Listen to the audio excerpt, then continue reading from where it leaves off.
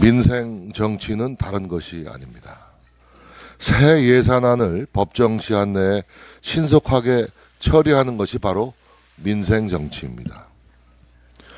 예결특위 심사 과정에서 복지망을 촘촘히 강화하고 복지의 사각지대를 최대한 없애야 합니다.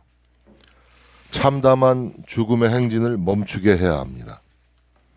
그것이 정치권이 머리를 맞대고 풀어야 할 최우선 과제입니다.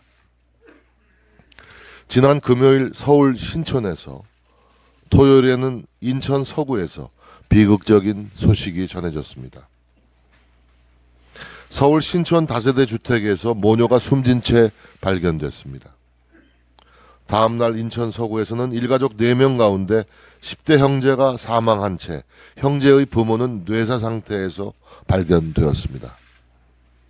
신촌 모녀는 수개월째 가스비가 밀리는 등 경제적 어려움을 겪었고, 인천의 4가족 역시 생활고에 시달렸던 것으로 파악되고 있습니다.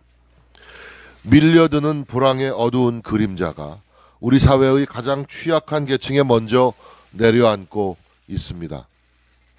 신촌의 모녀, 인천의 4가족은 기초수급 대상자가 아니었습니다. 신촌 모녀는 그나마 보건복지부의 복지 사각지대 발굴 대상에는 포함되었던 것으로 파악됐습니다. 그 가족들이 기초수급 대상자로서 정부의 지원을 받았더라면 그런 극단적인 선택을 피할 수 있었지 않을까, 이런 생각이 듭니다. 복지 사각지대에 놓인 위기 가구를 더 촘촘하게 찾아내기 위한 대책이 시급하게 마련돼야 합니다.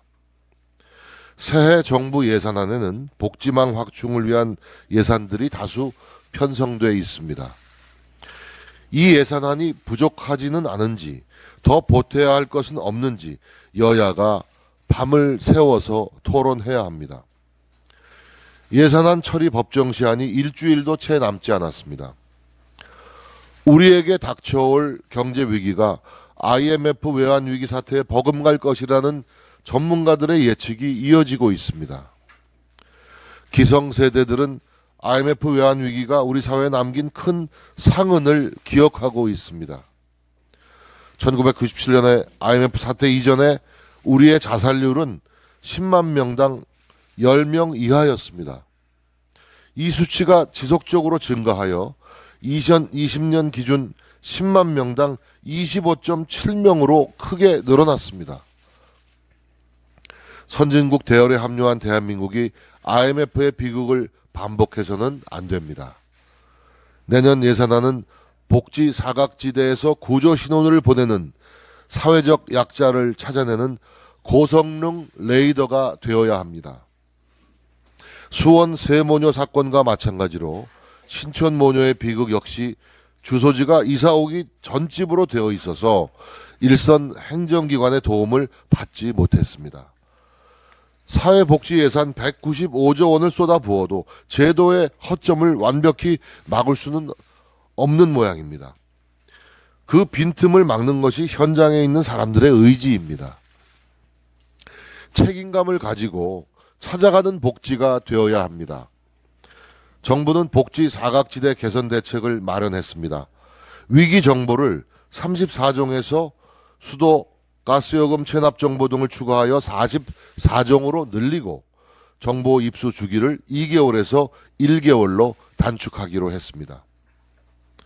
서민 경제에 혹한이 밀려오고 있습니다.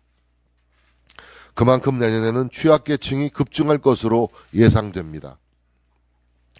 서민 경제를 어루만지고 취약계층을 보호하는 새 예산안이 신속히 본회의를 통과하고 현장에서 조기 집행할 수 있어야 합니다. 민주당이 서민과 취약계층을 보호하는 국회 본연의 임무에 집중해 주시기를 거듭 요청드립니다.